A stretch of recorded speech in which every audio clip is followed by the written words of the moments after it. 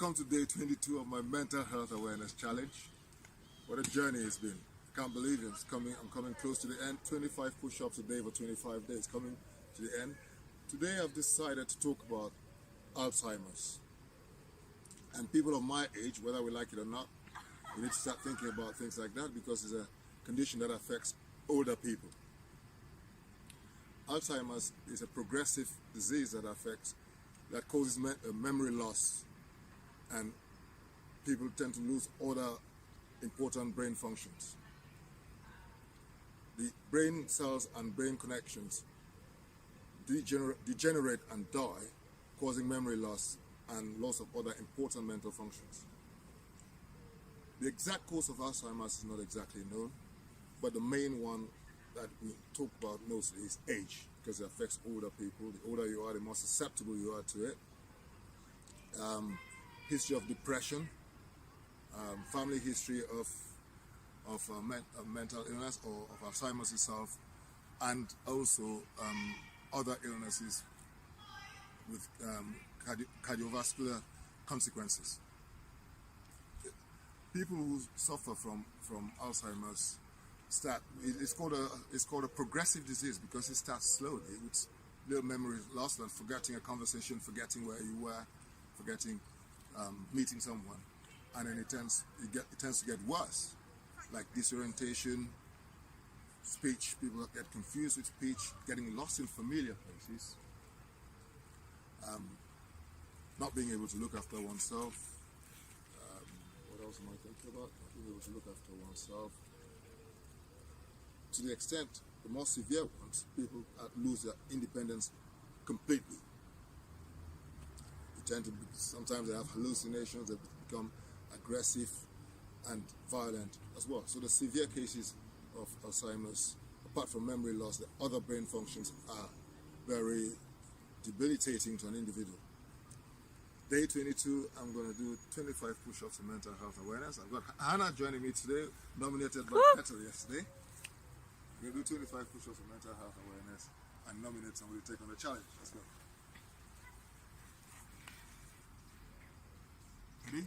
1, 2, 3, 4, 5, 6, 7, 8, 9, 10, 11, 12, 13, 14, 15, 16, 17, 18, 19, 20, 21, 22, 23, 24, 25.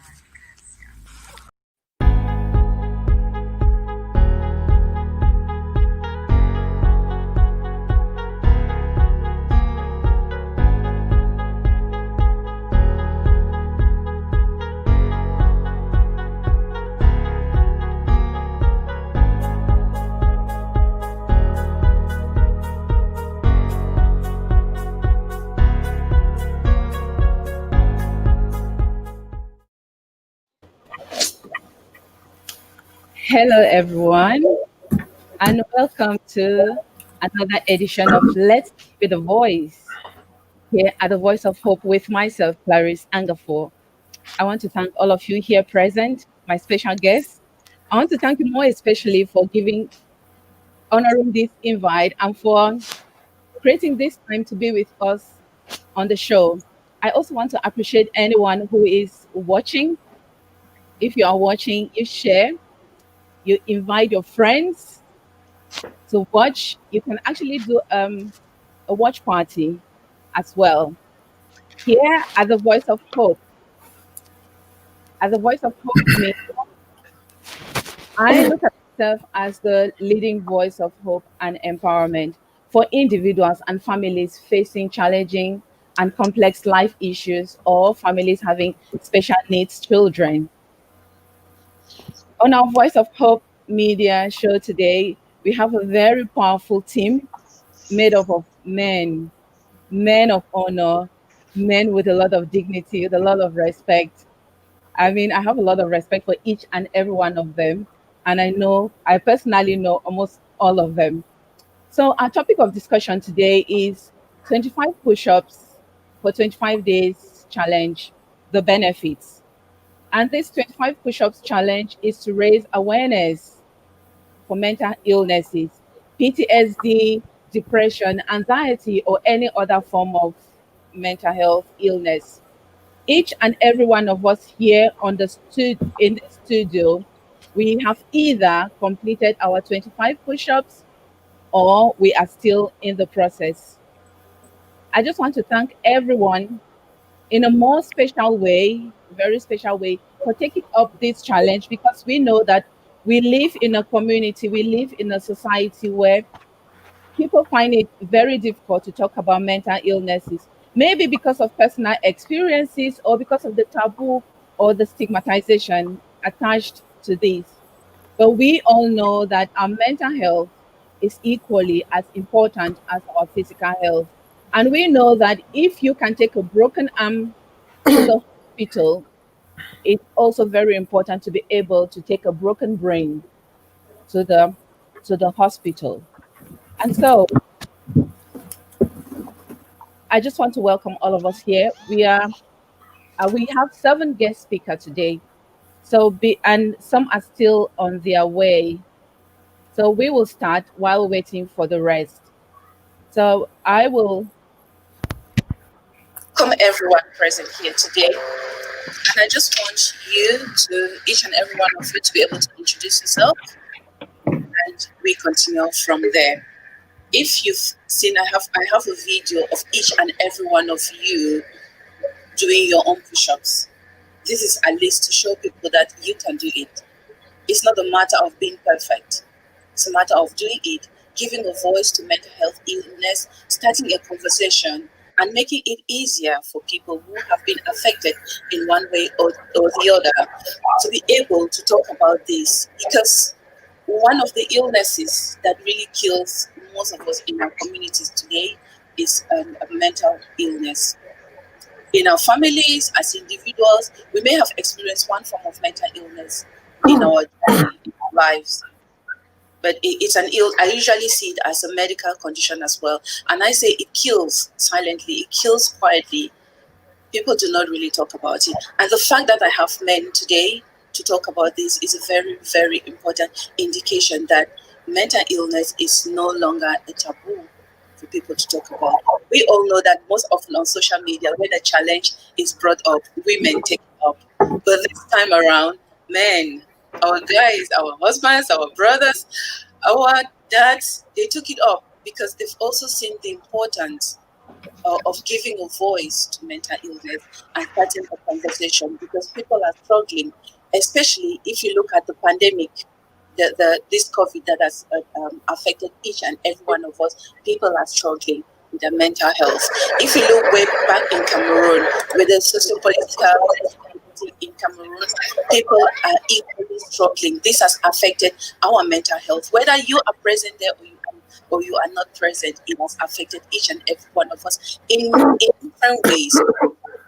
I am going to pass over to each and every one of you to introduce yourselves, and then we will discuss 25 push-ups for 25 days for mental health illness, the benefits, because I personally did this 25 push-ups and I know the benefits both to my mental health and to my physical health. So welcome all of you.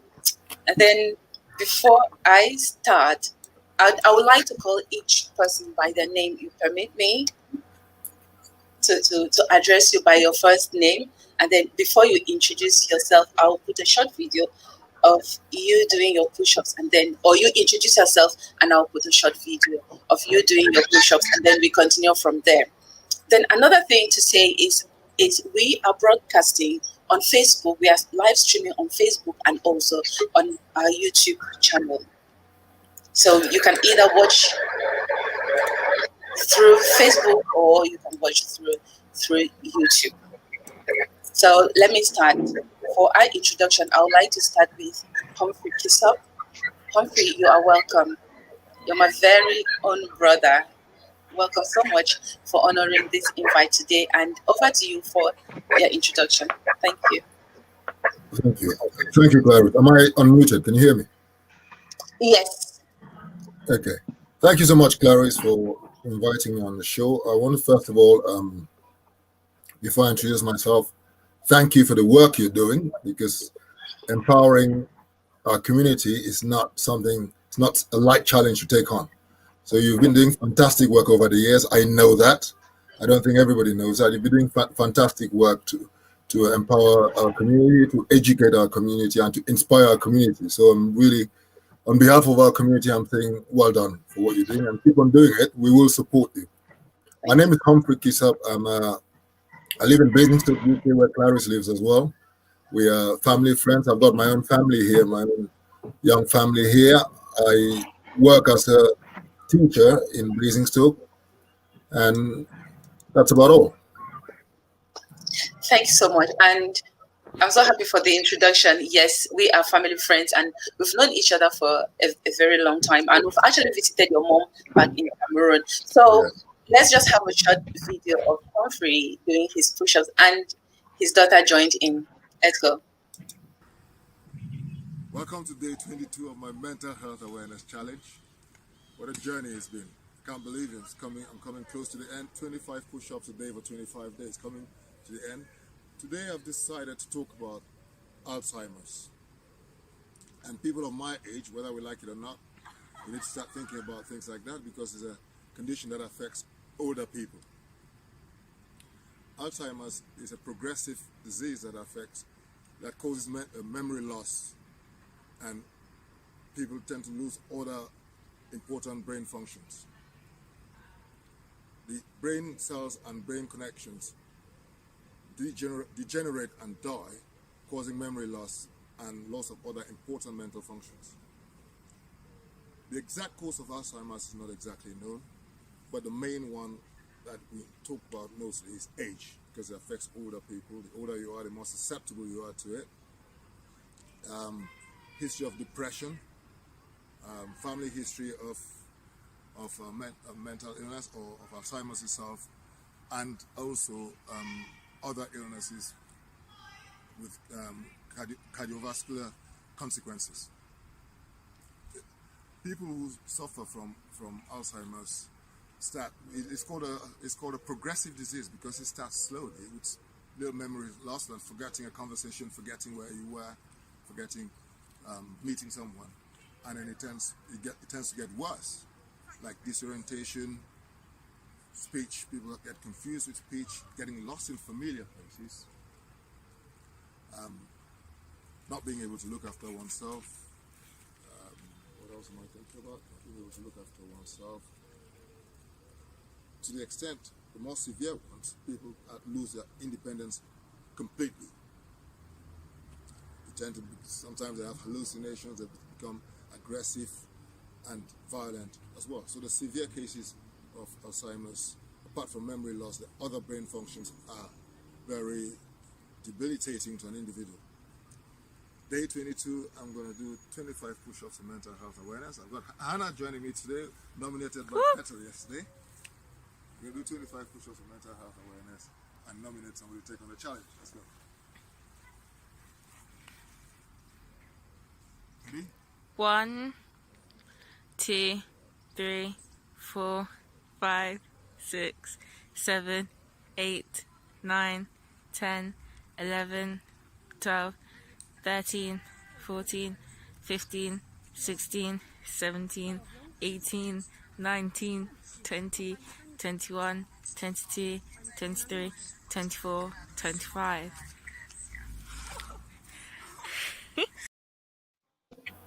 Impressive. Thank you so much. Well done. And I so appreciate the fact that your daughter joined in. And because mental illness does not only affect adults, it also affects children. And once one person in the family is affected, it may indirectly affect the rest of the family members. So we move over to our very own Chief Learning, my big brother, for your introduction. Welcome once more, Chief. Thank you very much, Claris, for inviting me to the Voice of Hope Media and for this special occasion of the 25 push-ups. And thank you everyone who has joined the show as well. What will I say about the push-ups? It's been very fascinating and helpful both mentally and physically. But before I go into that, I want to introduce myself. I've known Claris for almost the better part of our life, and we are a very close family. I've worked with the husband for the last 25 years, and they're very nice people, and they are always very supportive. So, without wasting a lot of time, I will introduce you who I am. My name is Lenin Akum. I live in Reading. I work as a software engineer in test. Yeah, so that's me in a nutshell, actually. Thank you.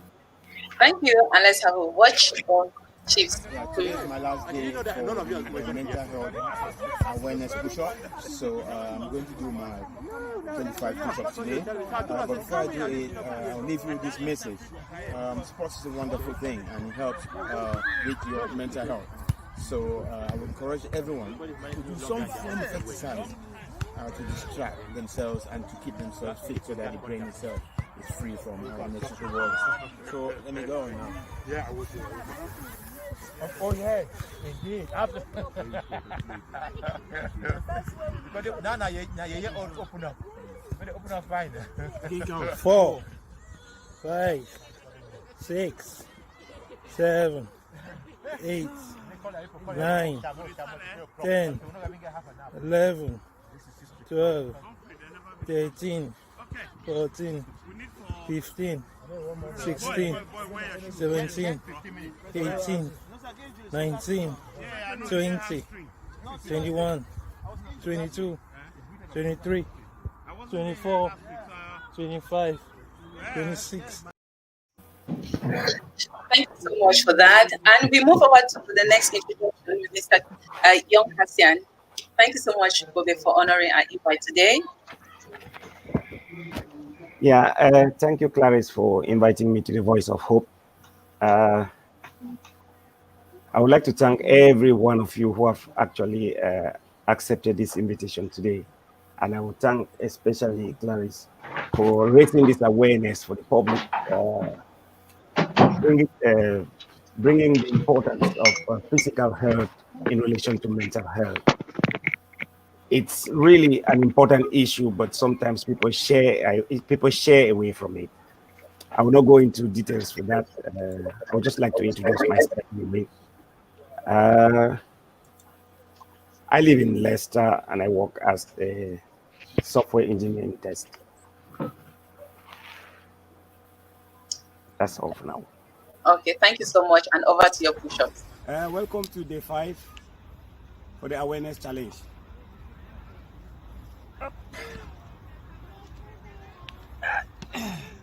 Let's go!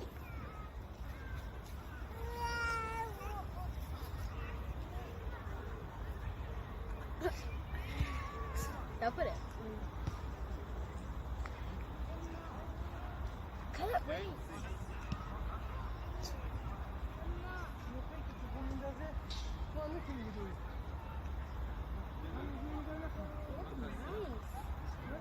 No. Oh wow, it feels so weird. No. Okay, let me try and walk. Okay. All right, thank you. We are going to move over to we've got a Reverend Father in the studio today. We are going to move over to Father Joe Afukin, for your introduction. Thank you once more for honoring this invite, Father. Thank you very much, Claris. Good evening, friends, and nice to meet you here. My name is Joe King Afumavo, and I'm a Catholic priest, and I work in Uganda, in the Diocese of Lugazi, and I am the parish priest of St. Caroli Luanga, Mbiko, a place called Mbiko, just around River Nile. And I've known Claris since my school days, and so it's great to be on the show. And once again, Claris, thank you for inviting me to the show, and thank you for the great work that you're doing. And we'll talk more as the show progresses. Okay. Thank you.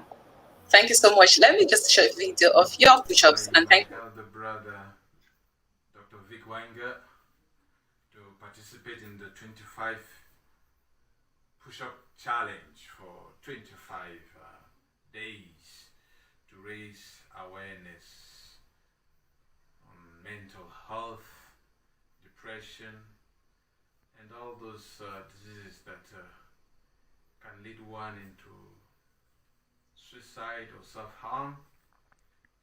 So, I want to begin. I don't join Munyongo. I am not an expert in push-ups, but don't laugh at me. Let's give it a try. Those of you who do the counting. Okay? Yes. Okay.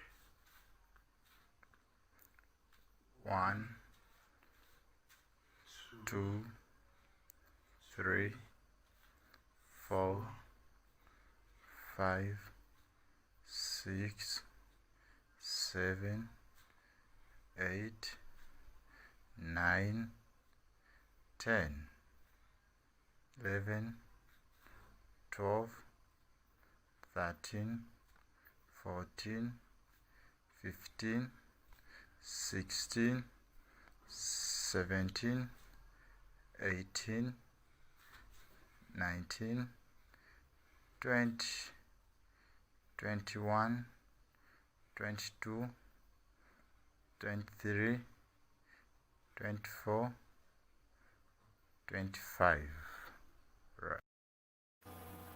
Thank you so much, Father. And we move to our next special guest, Mr. Mike King. Bobby Mike, welcome to the studios, and thank you once more.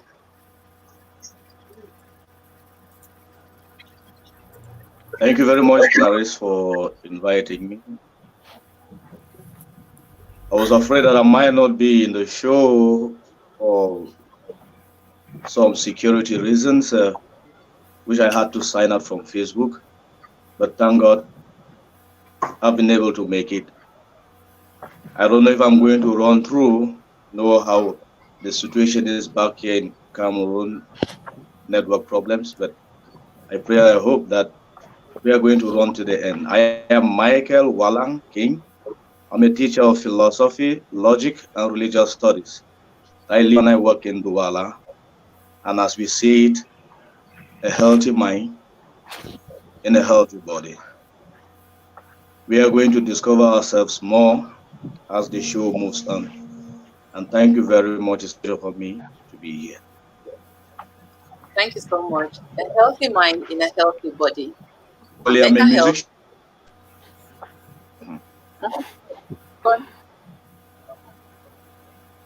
And yes, Mike is also a musician, and we'll talk about that very soon. So there we go. 25 push-ups, 25 days. Nominated by Dr. Victor Wenger. Even though I'm not feeling too well these days, but this is a challenge. Don't mind the clumsy nature. But the essential thing is that let the sensitization continue. And today, on this 12th day, I nominate Kitchen Boy to take it off from here. I use the photographer. Kitchen Boy on the behind the cameras. Yeah. Okay.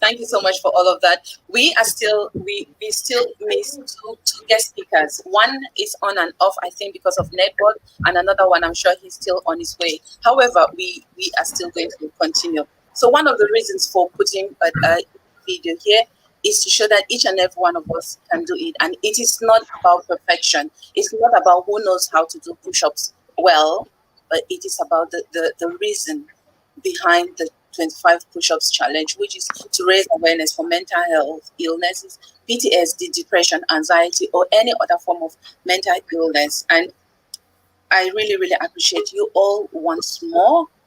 So let's see our next guest on. So let's see. Well enough, all over to you. Can you hear us? If you can, you introduce yourself. Hi, Claris. Sorry, I'm on the way, so the network is not the best. Okay. Okay. Greetings to all, and my name is Holcomb Linus, also fondly known as Bobo Linux. I'm a fine and graphic artist. Okay, we are going to be having a breakup because he's traveling to Yaoundé. So we can actually watch his video while when he comes back, he continues.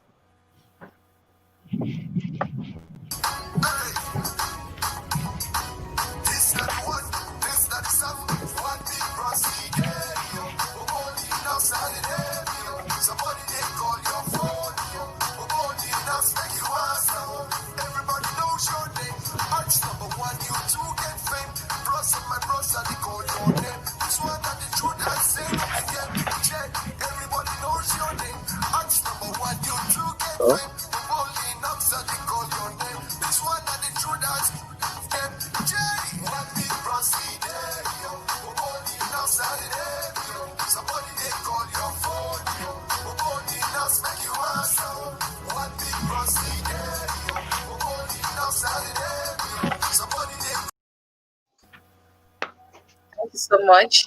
Thank you. If you can hear me now, can you introduce yourself again? Then we continue.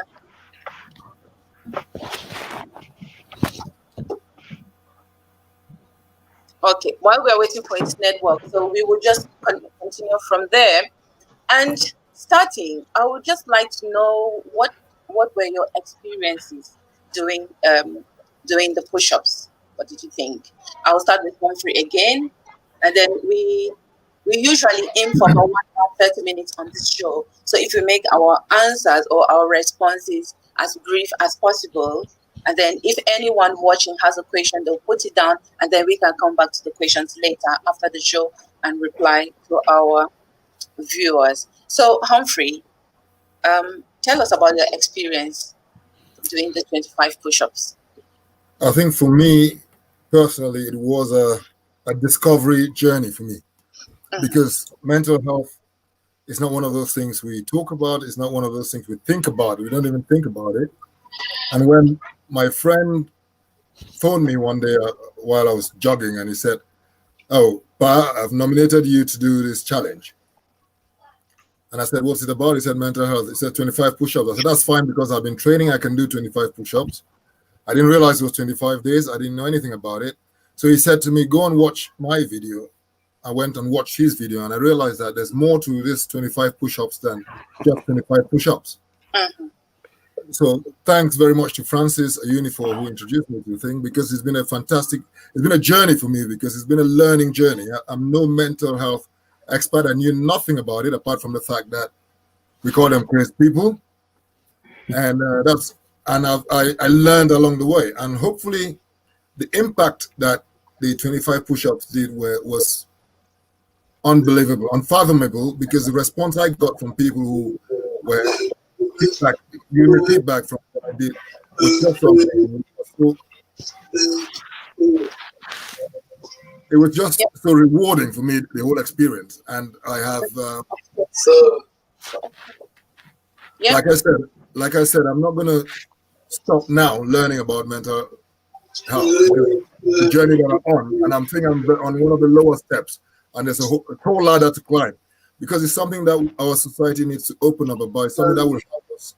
Like Claris said at the beginning, our mental wellness is as important as our physical wellness, and that's something that we don't realize. And it's been a discovery for me. To keep it short. All right, thank you so much for that. Chief Lenin, over to you. How was your experience doing the push-ups? Really, push-up was something that I never thought before doing. When my brother, my friend, Prof, called me up and told me about the push-ups and talked about why I was to do it and talked about mental health, something that I didn't quite think about it much. I just thought, well, mental health is something that is not my thing. It's something that is far away from me. That cannot happen. As the last speaker said, all I knew about mental health is some madman or crazy man, as we know back home, and or mental health was something associated with someone who had smoked some tough cigarette and then had a malfunction. So that's how naive I was, and that was how naive I was about uh, mental health. So when I started the push up, thanks to motivation from people like yourself, Claris, Humphrey, that seated there, Prof, who nominated me, and Francis Ayunifor, who is in Luton, I started trying to read a bit about what this mental health was. And by so doing, I became more open and start thinking about my own mental health. And so I had to, that was a kind of drive which pushed me into doing the 25 push-ups. And I also felt confident, not in the light that I'm an expert in that subject, but in that I could actually talk about it to people. Uh, just drawing to one of my close friends when we're in school in our class group was suffering from a mental health issues, so I could actually bring that back and we could talk about it like a joke. And as you rightly said at the beginning, when it comes to health, men are not the best. That's why we get illnesses and they only get so acute before we seek medical attention. And I think mental health would be something that I personally, without this awareness and exercise, I would have, I think, rejected any person suggesting to me that you could go see a psychologist, psychiatrist, or a doctor to see if we could help you through some difficulties that you could be going through. So I think I've actually learned a lot, and I've not stopped there. I'm still doing my push-ups some days, not religiously, but I'm enjoying it, and I'm still creating that awareness. So it's quite a good journey. Thanks. Thank you so much. That's really brilliant. And 25 push-ups, 25 days challenge, the benefits. Over to you, Mr. Young Cassian. What was your experience? I think you are still doing them. What's your experience like? Sure. I'm still doing them. The first issue I had with it was when I was nominated by my friend Yo Patrice. He actually sent me a message and told me you've been nominated for the 25 push-up challenge to raise mental awareness or what. I said that. Can you actually explain what you actually mean by 25 push-up? What is the relationship between 25 push-up and awareness of mental health or something of that sort? Just like what Ian was saying, when you think of mental health, it is some sort of a closed topic that is not been well discussed, or it has not been brought to the light of the public. So when you start thinking of mental health, it's like somebody actually needs to thrill you towards a particular direction before you actually know what you're thinking about. So I looked at the video and then I went into research. I realized that, oh, hang on, something might be in my way because of aging factor. So I then decided to take it more serious. But then when I looked at the video, I had no courage to go in for that challenge. So one of my motivating factor was my first daughter. She keeps on coming. She was coming and calling me, said, "Daddy, why not take up the challenge? Most of your friends are doing that. Most of your friends are doing." I said, "No, I'm not doing that. I don't see the importance." He said, "No, do it, Daddy. No, do it, Daddy." So I got up one morning and I said, "Hang on, let me do this thing." And I picked up.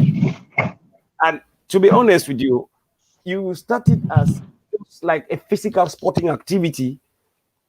But then if you read and go in depth of what the purpose of that particular exercise is, it will actually give you a motivating factor to continue. I am presently at the moment at my day 14. And I think it's a very, very physical and difficult exercise. But when you think of the benefit, it's worth doing it.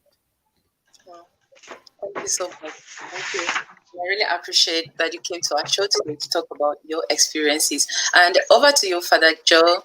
What was your experience? And thank you because I know I nominated you, and I'm grateful that you finally made up your mind to join in. Thank you. Thank you very much, Claris. When I saw you doing the push-ups, I thought this was some sort of a joke. You know, I think I was one of those people who laughed, and I'm like, "Oh, see, my dear, you're doing great. That's beautiful." I thought I could clap from the side, you know. And then I saw more and more people joining. You nominated me. I was like, "But what is this?" And then Dr. Victor Weingot nominated me again, and I'm like, "This is serious." I thought I could run away from it, but when I looked around, people always expect priests to behave differently, you know. But I am the crazy one that I can dance on social media. I can do anything. So I said to myself, but many priests and religious have suffered from mental issues. Yeah. And a good number of priests have gone into drinking. Some have committed suicide because they underwent such, they suffered from such disease, and there was nobody to help them. Personally, the moment I've gone through stress when I was alone at some point. And I looked at it, I'm like, but why don't we give it a trial? And also, I happen to be a member of the Rotary Club, and in my Rotary Club, I'm the fitness and nutrition champion. So I kind of have to encourage people to live a healthy life, and I encourage them to do exercises as often as they can. So I was like, no, this should be also a challenge for them. I should bring this on. And also during this COVID time, many people have gone into very terrible stress and depression for one reason or the other. And I remember the president of Uganda doing 30. First, he did 40 push-ups, and the second, he did 30 to tell the citizens that you can do exercise from home. You don't have to go into the crowds. But I'd never given it a thought. I go on jogging around, playing volleyball. But the day I did the first one and the second one, for 2 days, I had to suspend for 2 days because my arms couldn't just move any longer. But I could tell after that, my chest was heavy. But after I could feel all my muscles, there was something that was changing about me. And some friends were laughing, definitely. And others were like, "Oh, you're not doing the best, but that is okay." I said, "Let's give it a try for what we are meant to do." And I'm not even gone halfway because I suspended because of that pain and also because of some pastoral issues, but I'm getting back to it immediately and to continue. And I'm feeling the benefits. And I know when we talk about this, being a priest, I don't only care about spiritual aspects of my Christians, but their physical, their mental, and their emotional lives. So that also gives a voice. When my Christians see me doing push-ups, they're like, even Father, just like others were saying, even the president did it. So somebody would get to think. So I'm happy that I have started, and definitely we'll reach somewhere. Thank you. Thank you so much. And I know I made sure you did something because I kept pushing. I am pushing. And thank you once more. So guys, even priests, yes, even the president. So I think so far the only person that the mental illness can spare is God. Unfortunately, we can't see him. So you don't know. So mental illness does not spare anyone. So we move over to our own brother, Mr. Mike King, for how was the experience? Tell us. You are still doing them, and I know you've been doing it everywhere. Anywhere. Thank you very much. Yeah, go on. Yeah. Thank you very much for giving me the opportunity again. I remember I was nominated by Dr. Victor Wainger. The first person I saw doing the push-ups was Julius Azar, who happens to be a senior in Bishop Rogan College. and I thought it was some sort of an amusement with a daughter. So he did it, and I was like, oh, what is this guy doing with the daughter? Maybe they're just putting off some COVID stress and stuff. And then, lo and behold, my own that came on to it and said, okay, Mike, this is your turn. Take it. We had discussions too. And all man. All of us are mad in one way or the other. And we look at people in the streets, we call them mad people. We call them, as the first two speakers said, crazy people. But somewhere in us, there's a certain degree of madness. Yeah. When you are depressed, you go into some thinking and you can carry out certain actions that even the person you call along the street, Chris man, cannot do that. Cannot do. Yeah. So we run away from them instead of going closer to them. And we work with kids that have such tendencies. And as I said in the beginning, a healthy body and a healthy mind.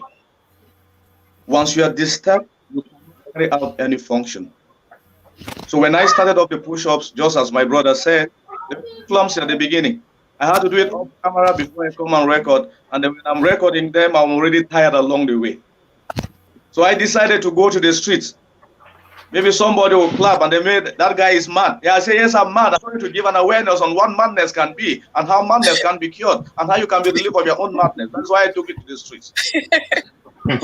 I remember in school, I did it one day.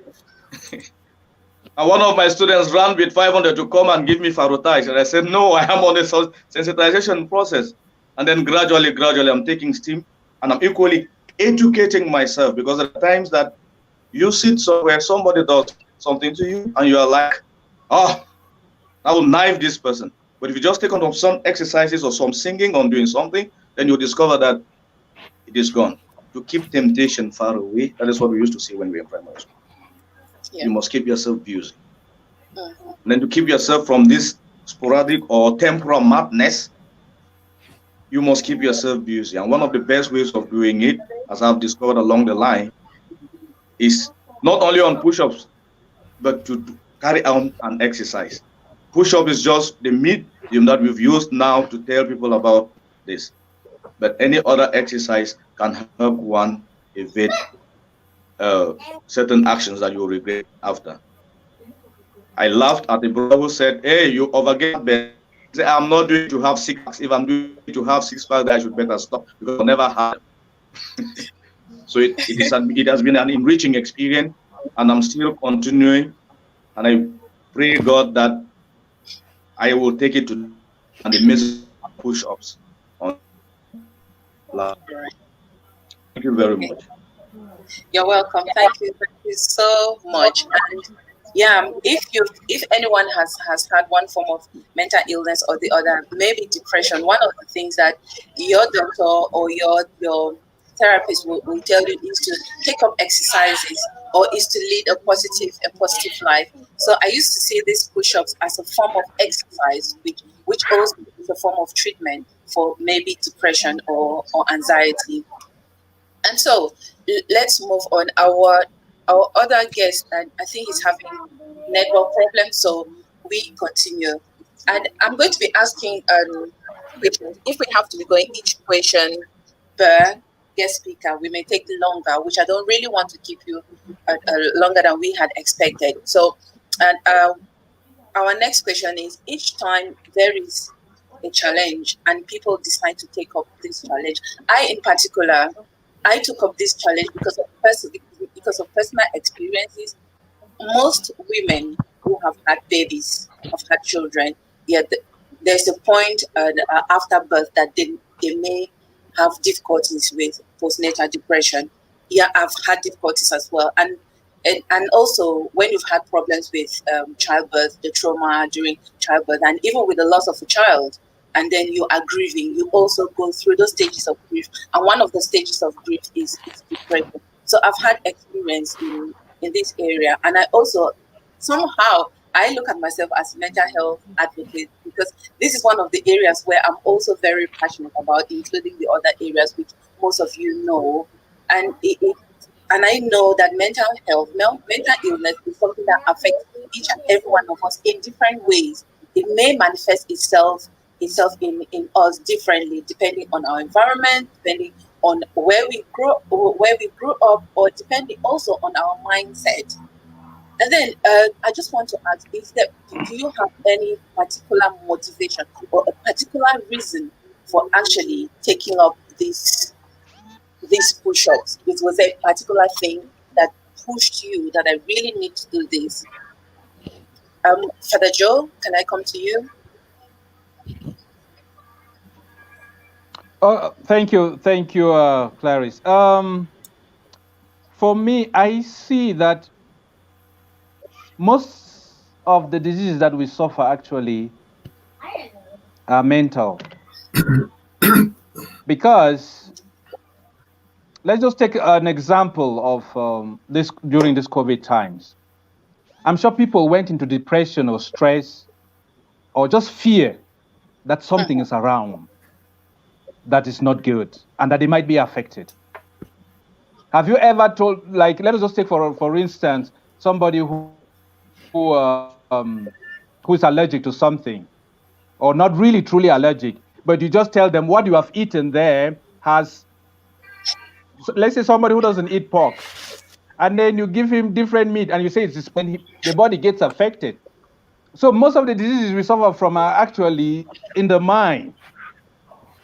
And once we have a healthy mind, as Mike has been saying, and as the Romans say, mens sana in corpore sano. Once your mind is healthy, every other thing flows. Because once you have a positive mind, then even the normal diseases will be lessened. You'll be less to be attacked by most diseases because you have a positive mind. But once the mind is already corrupt by one thing or another, be it little stress or what, you definitely, every other disease will eat into you very easily. I've had an experience of this. I was posted here, a parish priest, and at some point I was alone, living in a very big house alone, running a very big parish, and I sank into a bit of depression. I called my dad one day, and I'm like, I feel like giving up. They said, well, if the people did not trust you, they would not have put you there. So you are not a weakling. You are son of a lion. So stand up to it. I had to look. I could go into the bottle. I could go into women. I could go into anything, but I had to look for something to keep my mind alert. And that is how I managed to come out of that situation. And that also encouraged me to take up this challenge because I've had that little experience of going into stress. And most of the times when you're in charge of a parish, you are not just in charge of spiritual things. Every other things come to you. You are the last person. So you bear the cross or and all the problems of people are here. So you have to do something about it. So I learned that my mind has to be sane. My body has to be sane. And I have to do something physical to keep my mind active, to keep my body fit, so that I don't get attacked by the other diseases easily because I am not settled. So that really motivated me much into that. Thanks. Well, thank you so much. Humphrey, what about you? Any particular reason for taking up the challenge? For me, I think when I thought about mental illness a bit more, I thought at this stage of my life, I'm a dad. And I'm also a son. And when you look into different mental illnesses like I did, started learning, there were some things I mentioned in the video. I mentioned Alzheimer's and dementia, which affect older people. And we all have older people in our families. And there are other things like depression that especially with social media, that these days, our children could be susceptible to those sorts of problems, depression and anxiety. Those are the things that the younger children are susceptible to. As a parent, I was motivated to learn more, to dig more into this, because I could be faced with a situation to support either a child, a family member, or an elderly family member as well. I'm not getting any younger myself. So my motivation was, family and loved ones. It could be anyone, because one thing I learned early on in the journey is that people are not chosen. It could happen to anybody. Yeah. It could happen to anybody. Some people have hereditary, they have mental illness in the family, but most cases are just ordinary people like you and I who happen to have the misfortune of having some kind of mental illness or dealing with a family member with that kind of illness. That was my motivation. Okay, that's brilliant. Yeah, mental illness can affect anyone. So we should never say never, because you don't know what can happen to you tomorrow. Over to you, Chief Learning. What was your motivation? I had, I think, two key things that motivated me. Firstly, it was the whole COVID thing and the way I saw people suffering and the constant news of people breaking down and some people losing their livelihood, not even being able to have food, and were breaking down mentally. And also the couple with the Southern Cameroon issues where, I mean, sometimes in the night I could see myself running in the bush with some of the people whom I've never met, and those things coupled with the COVID made me thought, wow, I could possibly be the next victim. Yes. So I thought, well, let me give this a push. Okay. Try to understand what is mental health. Try to understand some of the causes and some of the things you can do to mitigate that happening. So because of that, I got motivated and interested in being part of this challenge and to know more about what are the signs or signals of mental health, and if there's a way for me to, as I said, mitigate it or reduce it happening to someone next to me or myself. So that's what pushed me. Okay, thank you so much, the Chief. And Mr. Young Cassian, what was your main motivation for having the push-ups? Yeah, as I said from the beginning of my video, I really didn't. I actually fall in the other side of the school of thought that I didn't actually see the linkage between the mental health and the physical activities there. But when I started reading when I had some research, I realized that your physical health is actually tied to your mental health. If you're not physically fit or if you're not physically healthy, it affects your mental activities. So that was actually my prime motivation. I realized that I should treat the 25 push-ups like a physical sporting activity, and then I will have the benefit of the mental health. So that was my main motivation. All right, thank you so much for that. And Mr. Mike King, over to you.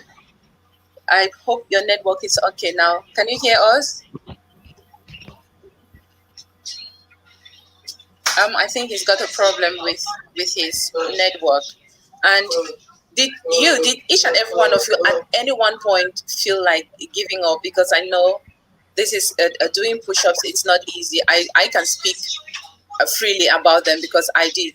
My first attempt, I thought this is very easy, and then I started seeing these comments, and friends came into inbox and said to me, Claris, you have to be careful with your lower back. You push with your hands, not with your lower back. So I know it must have been difficult. Did any of you at one point? Did you at any one point feel like giving up? With discouraging messages from friends, comments, expecting you to be able to do better than what you are doing?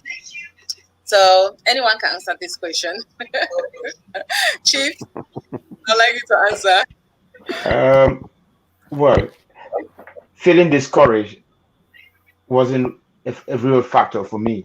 Because lucky enough, most of the people that saw me on Facebook, I think, looking at my age, they would say, "Oh, this pie is still doing this." So I think they quite like, okay, keep on. Even if I was not doing it properly, but I thought I got a lot of encouragement in that So, I also got a lot of encouragement from someone like Jolita, who was like my personal coach, who was always by me. The kind of thing I would call discouragement which I had was more physical. My muscles and bones are now a bit brittle, and so that was what was like pulling me back. I said, well, I'm getting old, so I don't think I will meet up with this. The bones are no longer the good ones I had in my teens and early adulthood, when I could jump from a skyscraper to the floor and still stand up. So that's a little bit I had. But above all, looking at the motive or the reason why I was doing it, it was more of an encouragement than being discouraged. Okay, that's very good. Mike, if you can hear us, what was your main reason for taking up the push-up challenge? He's gone again. So, did you at any one point, Humphrey, did you feel discouraged at some point? Did you feel like, oh, I don't see the need for doing this? My experience was quite the contrary. Because, once I started it, and like I said, I always refer to my children. I taught them from an early age that, what doesn't kill you makes you stronger. So the physical aches were there, but I could not give up in that respect. There were days when I did the push-ups twice, as many times, because I did them the first time and the video did not come out right. The video, something happened to the video, I had to do it again, but I made sure I did it. But I think the more encouraging thing for me was the fact that there were so many people I hadn't been in touch with, were getting in touch and saying, wow, I love what you're doing. And these are people I haven't been in touch with for a while. And they were encouraging those encouraging messages. And there were silent people going on my status all the time. People who I don't even speak to, but I've got their number. Were making sure every day religiously was going to that I've done it and listen to what I was doing. So there was a lot of followership, which motivated me, which is quite encouraging. And then the comments and feedback I got from people, there was nowhere I was going to stop. Okay, that's brilliant. And then we continue further. What about you? I know you mentioned that you had a break. Yes. My greatest discouragement was the real pain that I felt when I started for the first 2 days. The third day, I couldn't just go down, not even once, And I was like, oh, this is really putting me down. And as for the negative comments, I expected them. Actually, I had followed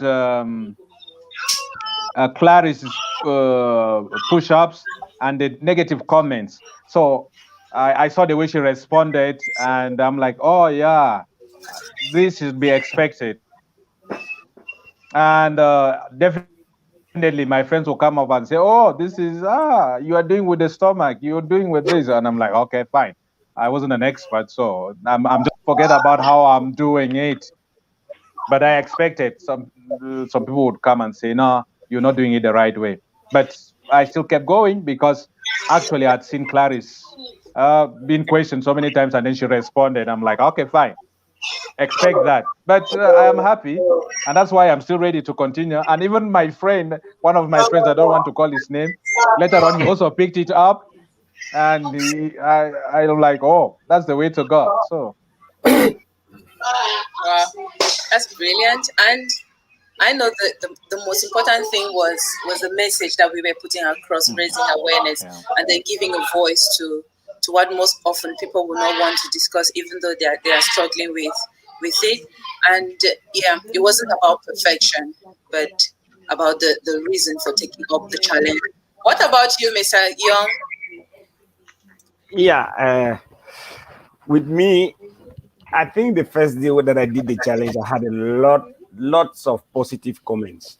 Okay. Though the real part that was discouraging me was the counting aspect of it.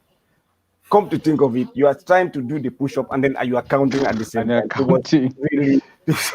That was the really discouraging factor. I think I got one positive comment from you, Claris, that actually helped me a lot. And then I'm following that.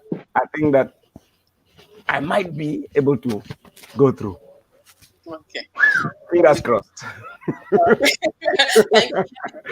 Personally, personally, I actually discovered that when you're trying to do the push-ups and then counting at the same time and then counting loud again, I think you're putting in more, you're using more energy. More energy. Yeah, you're pushing more energy into the direction. Yeah, so that's why I suggested you can do the counting, or you count it quietly, because I used to count mine quietly. So yeah, Mr. Mike is here. Are you okay? Can you hear us now, Mike? Yeah, I'm getting you on fire. Some challenges, challenges. Network. Okay. So I initially asked about your motivation for taking up the push-ups. What actually pushed you into this challenge?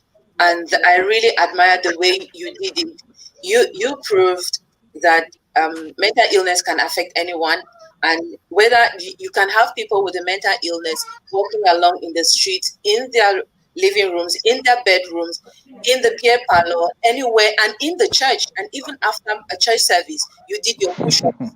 So that was quite impressive. So tell us what really pushed you. We're afraid he will do it during mass. Yeah. And did you at any one point feel like yeah. Innocent actually said, I'm afraid to invite you for mass because during consecration you'll start doing push-ups. Yeah.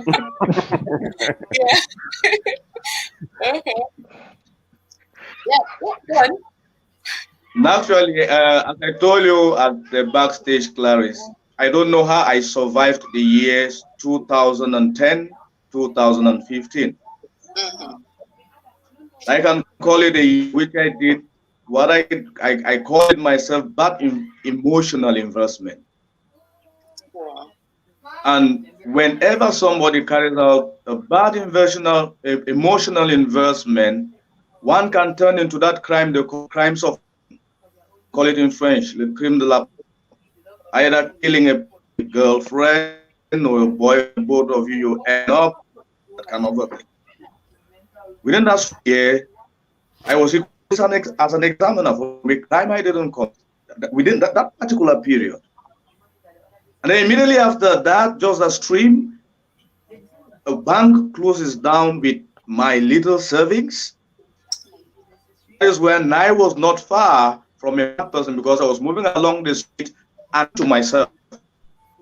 After somebody, Eddie Mike, you know what I talk you one? I say, my brother, I did not even know that was what I was into. So once you find yourself, and that is when I wrote this song, Sijia, bit by bit. Happiness is in the heart and not on the face. You might see me moving along the street and laughing, but meanwhile, deep within me, I'm dying. So that was one of my motivational factors. I remember conjugal problems and that. I think I have a brother here who knows my story. So that brought me to another level of self-sensitization. I did not only take the push-ups to have a sick away with my tummy, which is good, but equally self-sensitization. How to look at others, how to encourage others, how to help those who have been or who are walking my path, or who might be having the same experiences as me. Yeah. So that it is not the push-ups, but the message behind the push-ups. Yeah. Coming back to the second question, how the comments and all those things. I think I've had positive comments, particularly there where I do the push-ups, until I had these security threats, and then I had to get off Facebook. But by tomorrow, all will be fine, and then I will continue. I was on day 16, and I think the encouragement I've received, and equally what I have done, because in school, they asked, my colleagues asked, what about after mass? Hey, what are you doing like this? And then you get to tell people how to overcome certain issues. You get to give experience to people and equally advising yourself.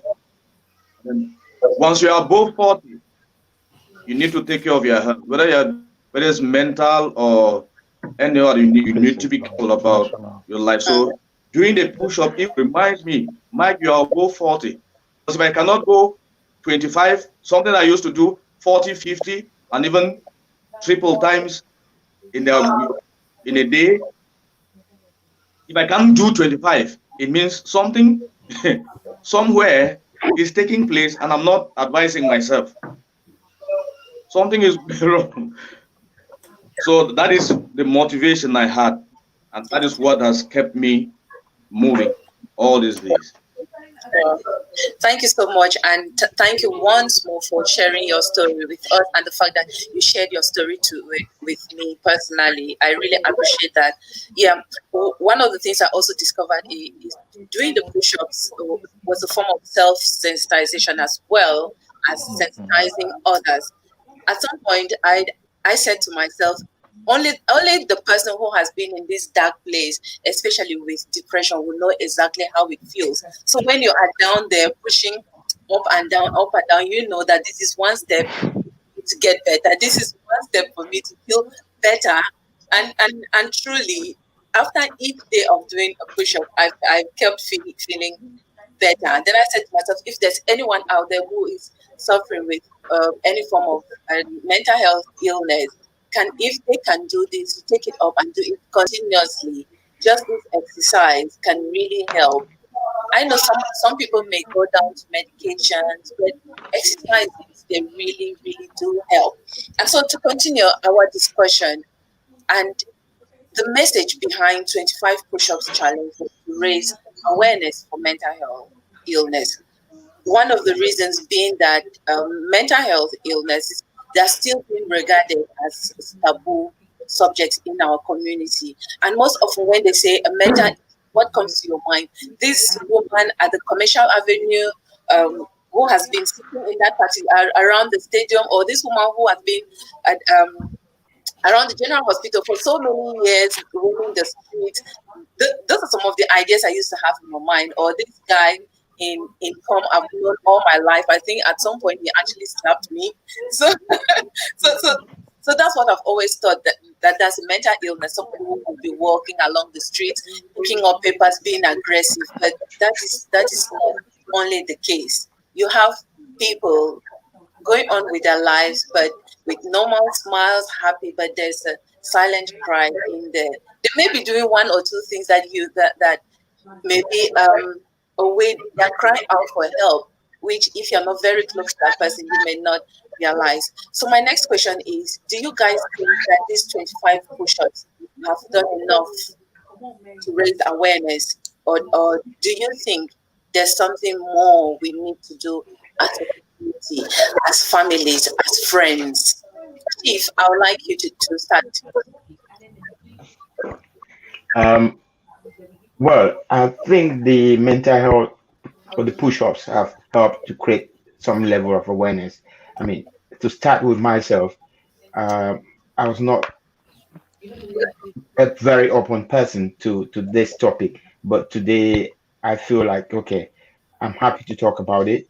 I'm happy to embrace it, and I'm happy to seek help if I get to that dark corner. So I think it has to some extent, but I don't think it's done the full journey yet. So I believe we need to find other ways of pushing this a bit further.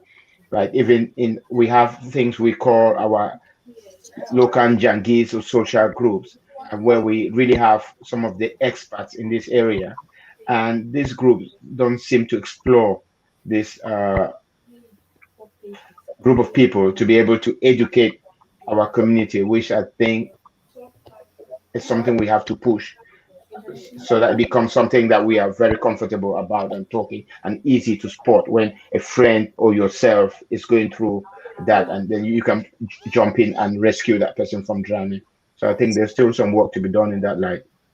Exactly. Yeah, because I know in our communities there may be one or two people, or so many people who have been struggling for a while. Sometimes people friends or families may discover that there's a problem with a particular person. At times too, they are not comfortable themselves to approach that person and mention or to ask. But I really think that if you have a brother or a sister that you are really concerned about their health, especially their mental health, it's good to approach them.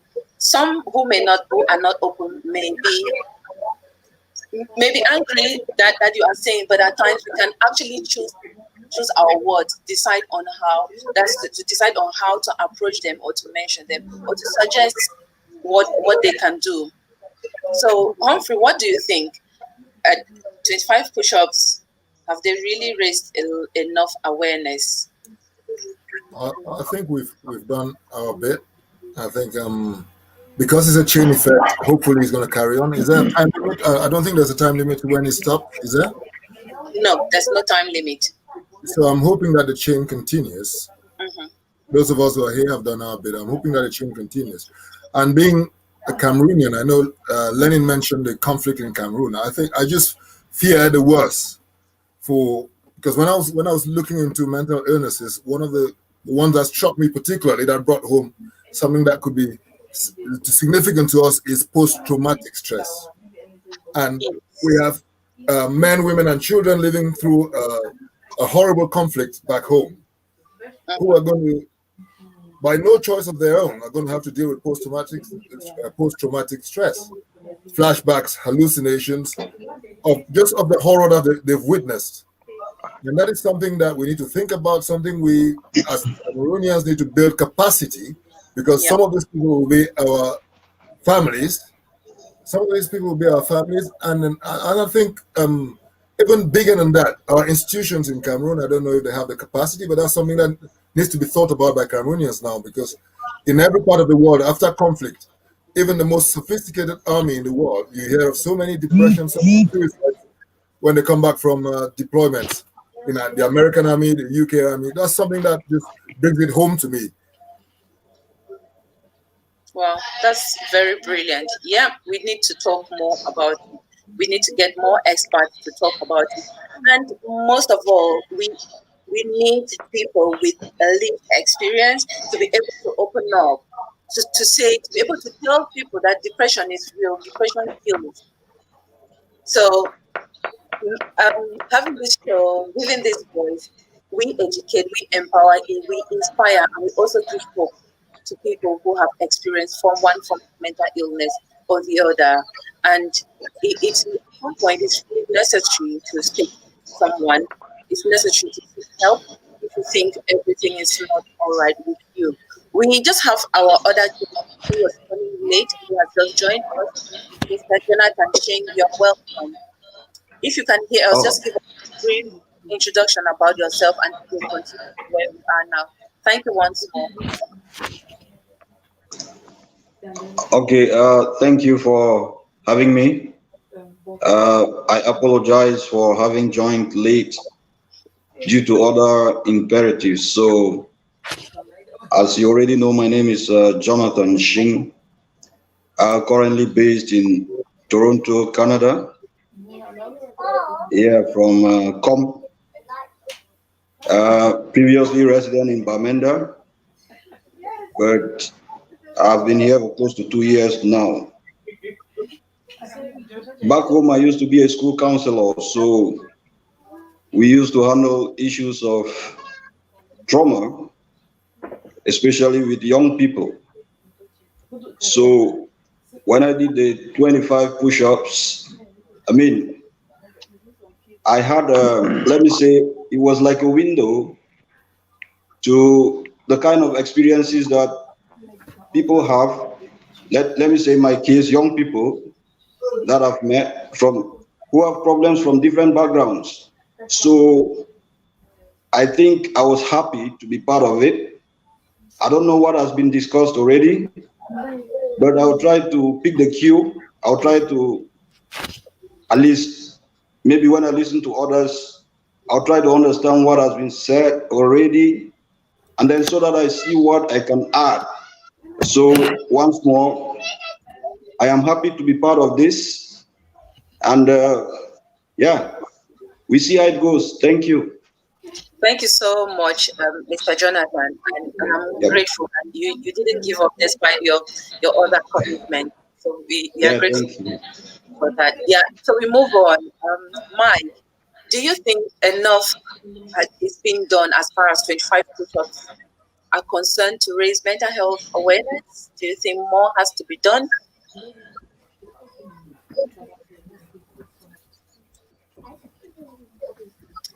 Yeah, Mike.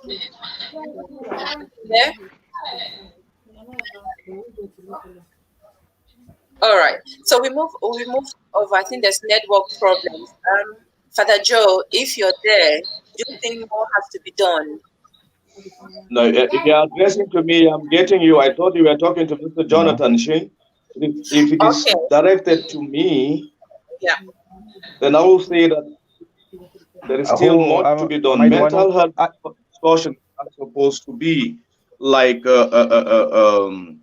how will I call it? Like sex education, which was a taboo before. And I think with five pups, mental awareness seem to reintroduce what we were afraid to talk about. Think, like Shing just said, he was working with young people in Cameroon. I'm still with young people, and it's time. There are some of them, you have them in their numbers that have this suicidal ideation. They move around with knives, they move around with razor blades, and the least discomfort they feel is to be violent. And then you don't know the backgrounds in which they are coming, you don't know the route that they have worked, and then it's that constant reminder to them what depression is, what it can cause in their lives. I think it's going to go a long way to help most young people because they don't actually know what they are going through. And some parents don't even know the kind of trauma that they cause their children. Yes. So in our place, I think this is just a big reminder to you. And as Humphrey just said, the war is causing a lot. I'm just a situation where I've seen a war victim from the northwest without a leg and one who is completely blind, another who is completely blind. Then how will that person feel? So the post-war trauma will be very, very deep and it's going to affect nearly all of us in one way or the other. So I think this is just an opportunity. This came just in time for us to rise up, to get up from our slumber, to take what we have been taking for granted very serious. Because we don't know what tomorrow holds. So thank you very much for bringing it up. I might be off any moment from now because of other commitments, but I think my last word should be, it has not come, go away. I am ambassador of 25 push-ups for sensitization on mental health and depression and issues that can lead one to commit suicide. I think I will vote myself for that, to be that ambassador as from today. It's a renewed. Thank you so much. That's well done. And if you happen to be leaving because of other commitments, we just want to say thank you once more. And after, when you leave, can you put a link to your YouTube channel for your music, for your song, for everyone here to know more about you, please? So, and then we move over to Father Joe. Do you think? Okay. Do you think more has to be done to raise awareness of mental illness, Father?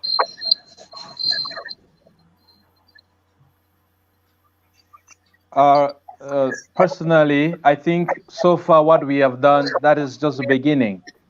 And as some people have pointed out, mental health or mental diseases are the highest killers nowadays, whether we accept it or not, because there are many people suffering from within. Look at those families, look at those, the couples who can't live together and they can't talk about it, the children and everything happening around us. Mike mentioned something. You see people moving on the streets and talking alone. There's a lot going on within us that really needs to be handled. At the beginning of the push-ups, I never saw that. But I've come to realize, this is just one way. Yes, as all our friends question why we are doing this, and then they come to realize and they come to understand why we are doing it, and also to understand aspects of mental health and everything. I now go back to my work as a priest.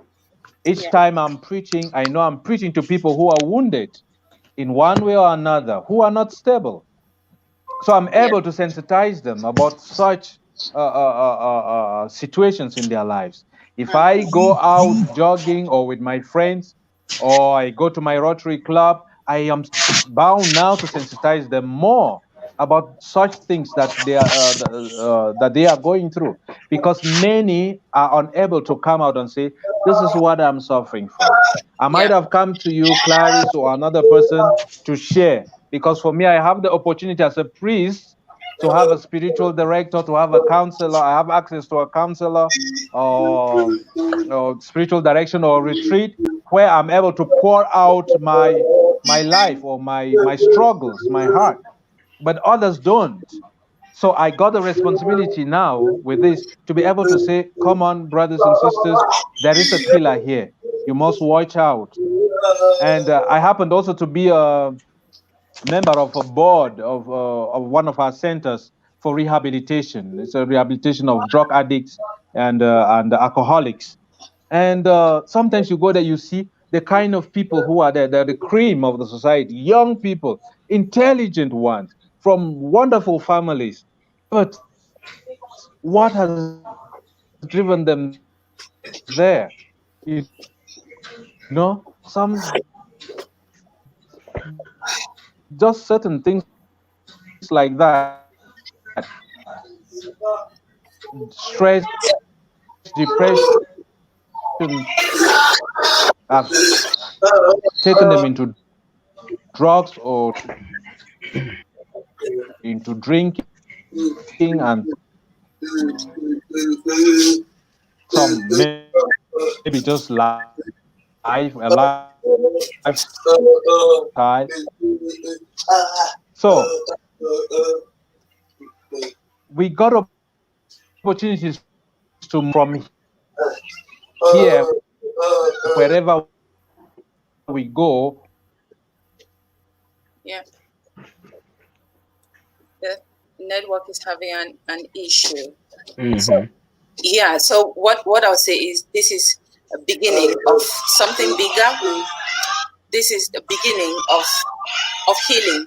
When I actually started, I said to myself that anybody who is facing a form of mental illness, when they start doing exercises, it's like they've taken it up to tell themselves that this is a time for me to gain the health that I've always wanted.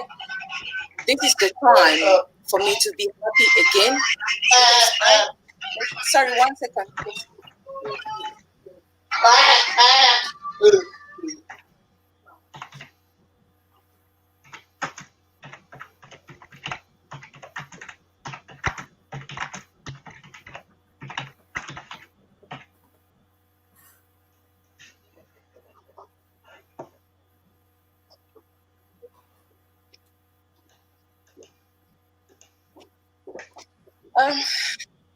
Sorry, guys. The joys of a mom and running a talk show. That will be my next topic. Never mind, you're okay. Yeah, so what I was saying is when somebody's suffering with a form of mental illness, maybe PTSD, anxiety, or depression, I usually tell people that it is your responsibility to get better again, because your parents, your brothers, your husband, wives, sisters, children, they will not do it for you. Some will not totally understand what you are going through. So it's down to you to take up that responsibility to tell yourself, I can get better again. I can be the person that I want to be, or I can be the person that I've once been before. So, and maybe taking up a challenge just like push-ups is one form of getting better. And we all know that at times in life, it takes a tragedy. And sometimes it may just take a simple challenge like the 25 push-ups for us to have a massive change, for us to have a massive difference in our lives. So we go over to Castian. What do you think? Do we need more awareness? I will first of all thank, I don't know who brought this brilliant idea into the light, but I think that we have just we have just set the ball rolling, and the way the message has gone viral, even in Facebooks and friends, and it shows that we have actually started a journey, and that journey Okay. we need to do All more work. right. That's perfectly okay. I just want to appreciate you guys once more for joining on the show. We are live on the Voice of Hope Media with myself, Claris Angafor, and this edition is the Let's Give It a Voice edition of the Voice of Hope Media. We educate, we empower, we give hope, and we inspire people who are facing some life challenging issues, complex issues, or families having special needs children. So today we are giving a voice to mental health. Mental health illnesses, focusing on the 25 push-ups challenge, and we are looking at the benefits.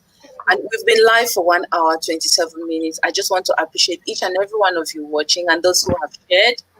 And now we are gradually going down to the end of our show. So my one of the last questions I will be asking is if each and every one of us can say what you think are the benefits or have been the benefits of these push-ups, both physical and mental. And then we can, if you have any final word to give out, any advice to give people out there, then you do. I would like to start first with Mr. Jonathan Sheng because he came in late. So I'd like you to start before the rest come in. Thank you.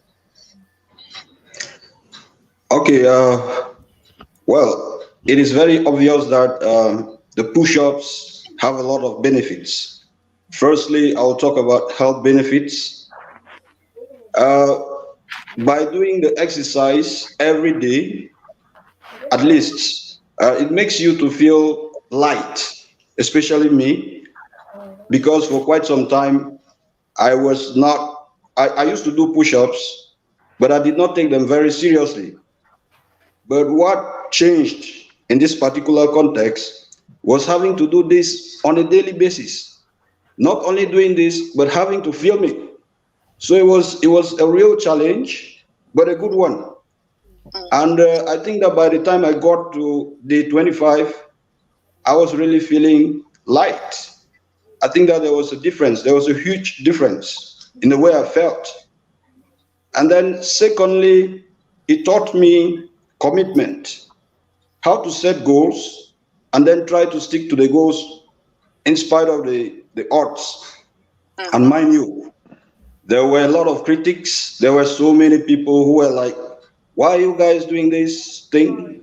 What's this all about? Is it some kind of showmanship?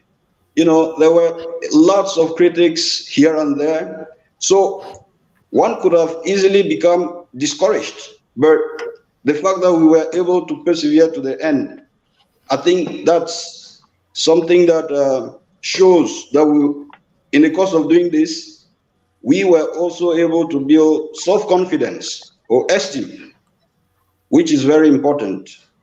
And sometimes it also taught me the lesson of knowing that if you believe that something is good, you pursue it.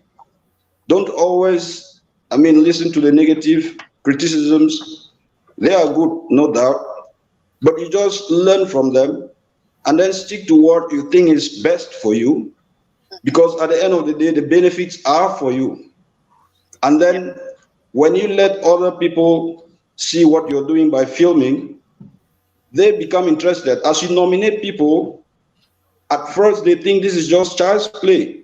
But when they get involved by themselves, they equally see that this is beneficial to them. It's not like some kind of show that people are putting up.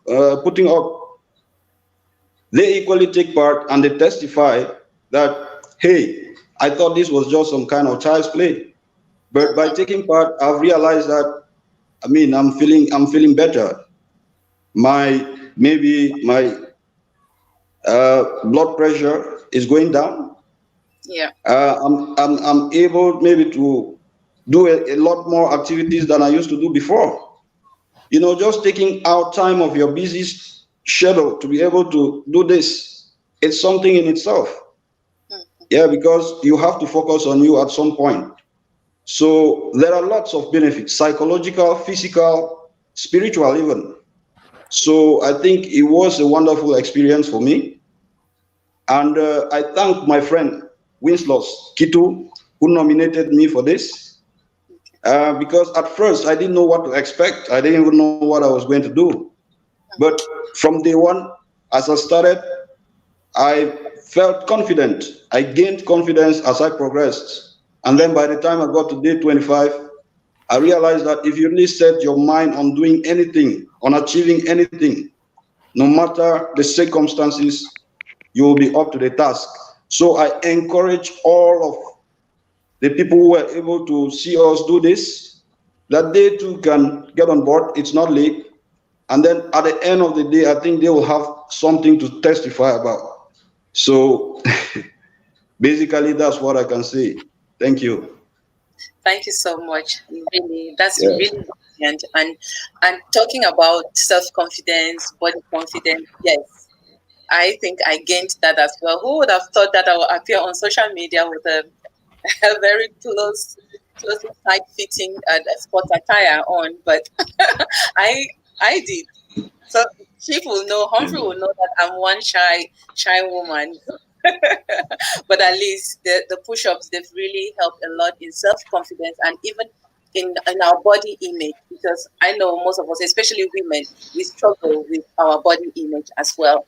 And quite a few of the ladies who do not take up the push-ups is because of, one of the reasons is because of that, they don't have that positive image about themselves. So we continue with Humphrey. What were the benefits? Do you think the benefits are mental, physical, or what do you think? And any last word?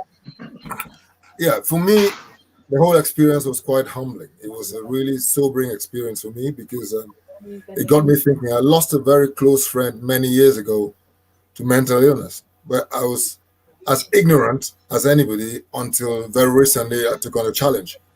And I realized that it was so sobering for me that I could have engaged more with this friend that I lost.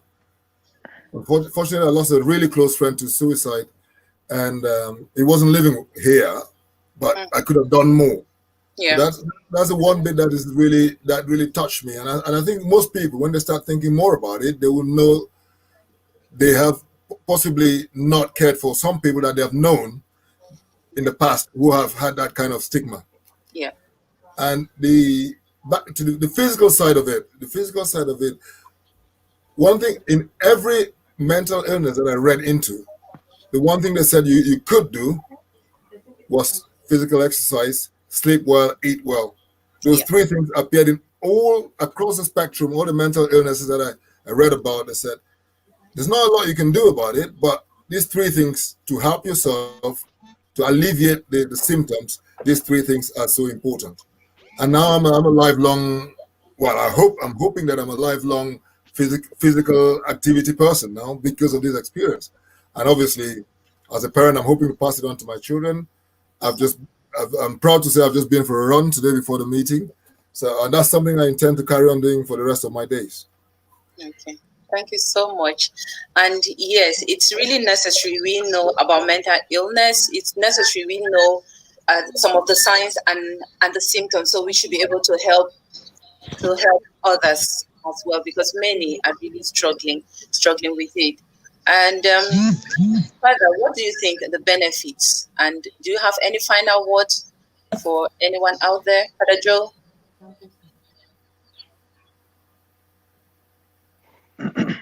Thank you. For me, I feel the first beneficiary is me, because I've been looking at things from afar. I see people do the push-ups from afar. And I was like, okay, when I started and I felt the pain, and afterwards the relief, even as I still continue, I feel personally I'm physically fit, mentally strengthened. So the first beneficiary has been me. And the second beneficiary, my friends. Yeah. Those who watch me do it, and those who thought that me as a priest, I cannot do it, I get the opportunity to explain to them, you know what? This is real. This is what is happening. And this is what we are out about to talk about.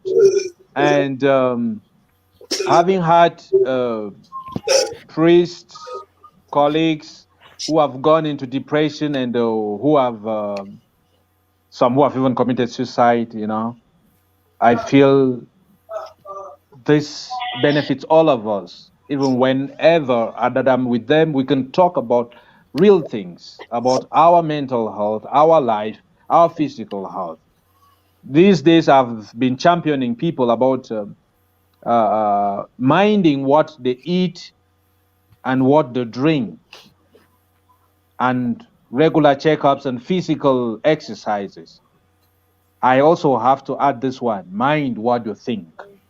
Mind what you feed your mind with it. Be careful about what you feed your mind with, because that is the beginning of all trouble. If you feed your mind with negativity and a lot of hate and a lot of things or hearsay or whatever, or that you are not worth it, or you are less worth, what you feed yourself with, that is what you become, and that is what your mind turns you to become, that which you feed yourself with. So my message out there is, as I encourage people to mind what they eat, what they drink, to do physical exercises, to go for regular medical checkups, I will add the last one: mind what you think, because that is the way, that's the gateway to good health. Thank you so much, Father. And permit me add, acceptance and acknowledgement that that it's possible for everyone, for anyone, to have a mental illness, because I know some, especially men,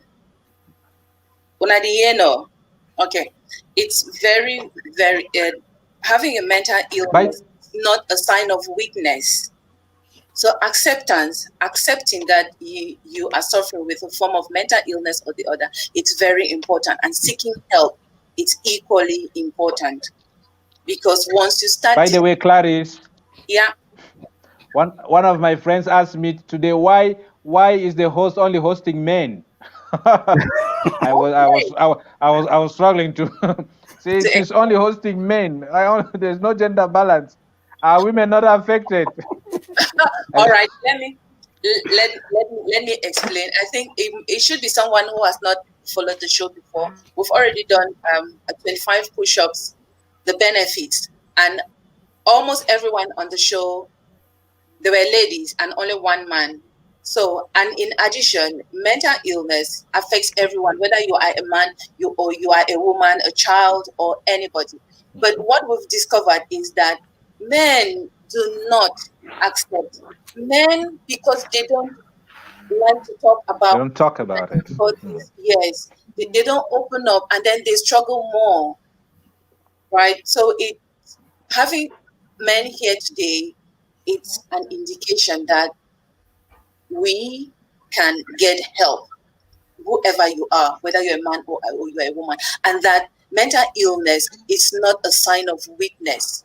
Once you acknowledge the fact that you are struggling with one form of mental illness or another, is one step to getting help, one step to being treated. And so we continue. Chief, over to you. What is benefit?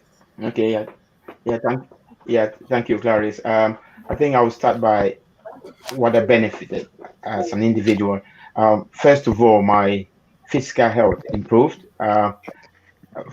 Prior to doing the push-ups, I couldn't lift up my body. It was a little bit too heavy for me, but now I think I'm in a good place where I have got some muscles which I can now raise myself from the floor, which that's a good thing. Also, mentally, it did educate me, and I'm now aware of the causes of mental health, and I can easily seek help and also help signpost people to the right direction if someone is suffering from that.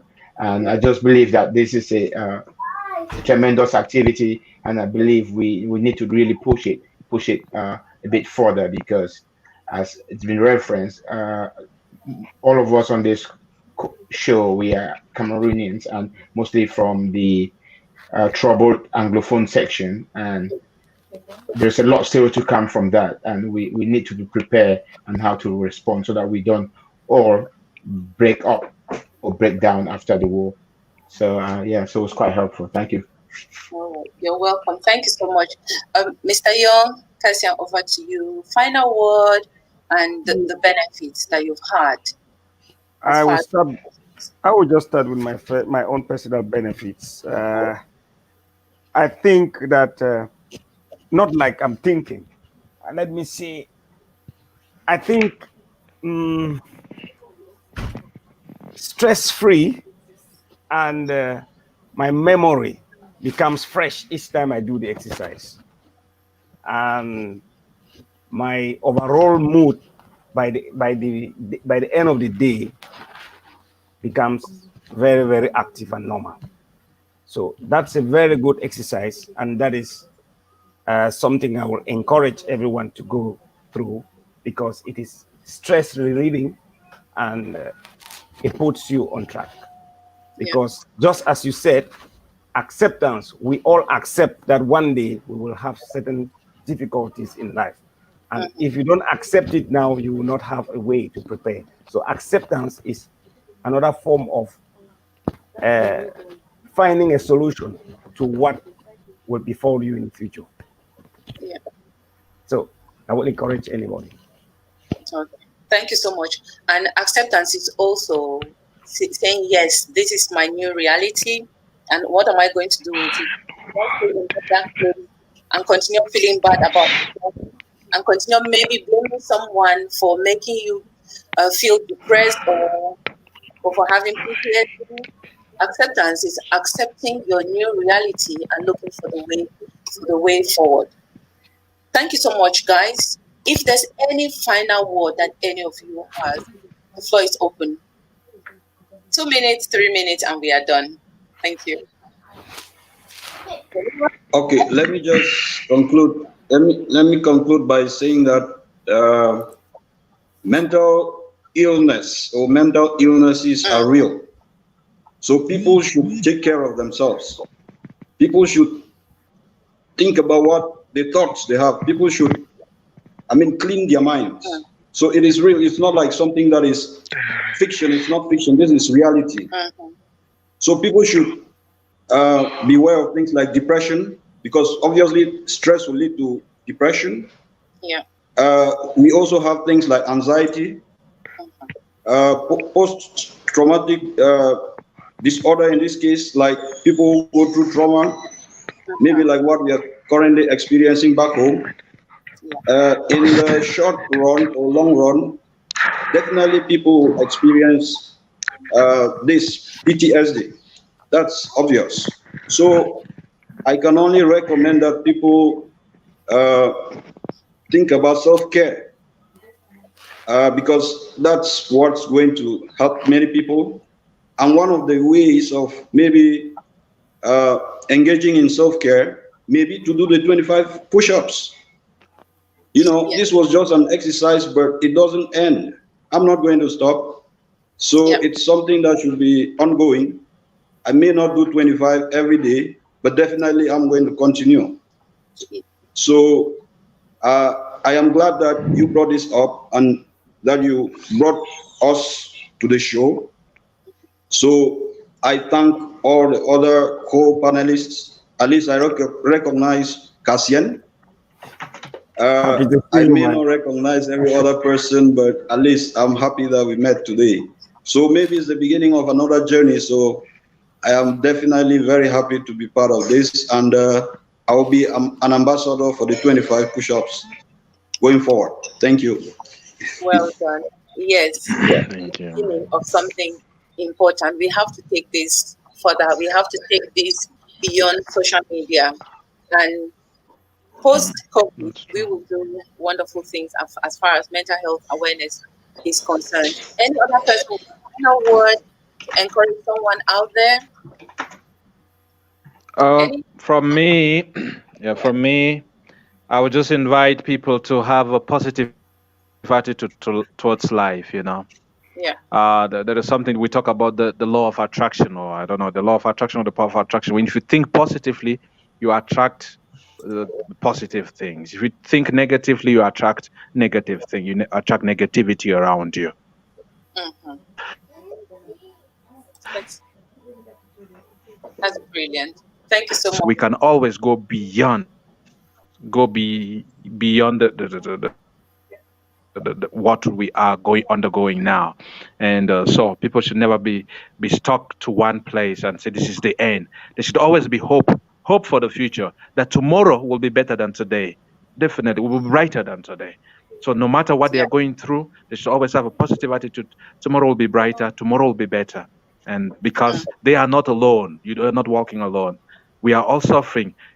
Mad people, but only the degrees differ. But we are all in this together, and we are here to help each other. So don't die alone in your issues. Thank you.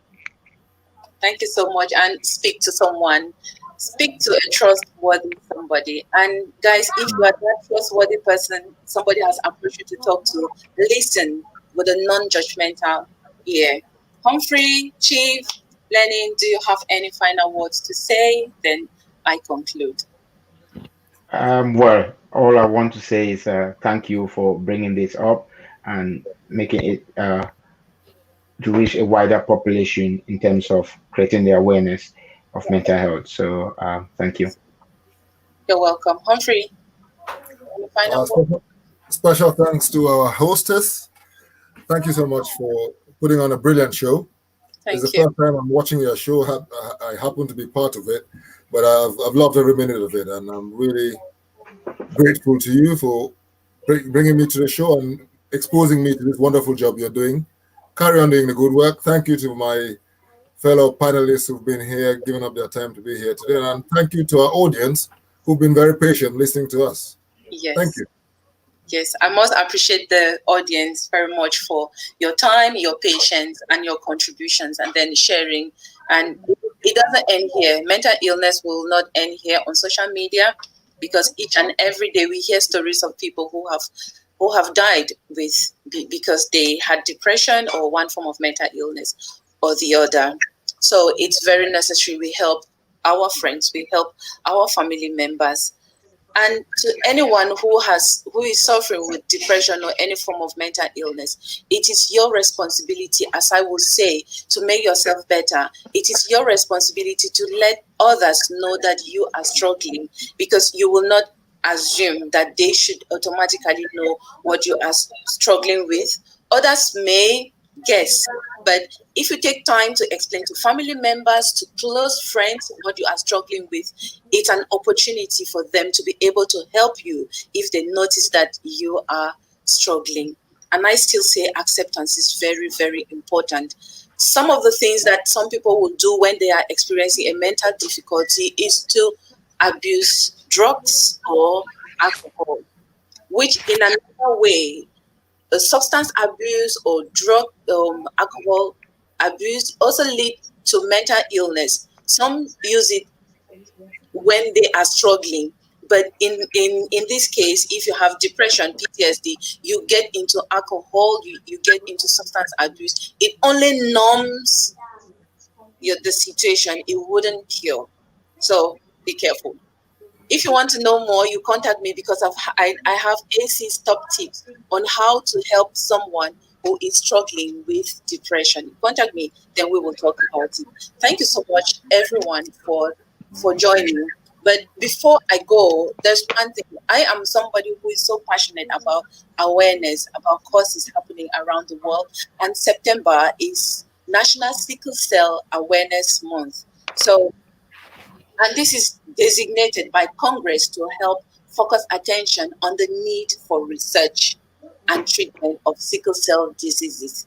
So if you want to know more about sickle cell, yes, I have sisters here on Facebook who are sickle cell warriors. I have Arechi and I have Nora Brown, with whom you can contact to know more about sickle cell. I'm actually wearing a T-shirt for sickle cell awareness from one of our sisters, Arechi, in Cameroon, who runs a charity on Joy to Endure. Thank you so much for honoring our invite. Let's continue to give a voice to these issues that in our society, to these issues which most people usually find it difficult to talk about. They feel uncomfortable, they feel ashamed, or some even get angry or sad when these things are being mentioned. Yes, we cannot blame them because they all have personal experiences. So it's been Claris Angafor here with another edition of Let's Give It a Voice at the Voice of Hope Media. So you have a good weekend. Stay tuned, stay blessed, and love you always. Okay, bye-bye. Bye. Thank you. All right.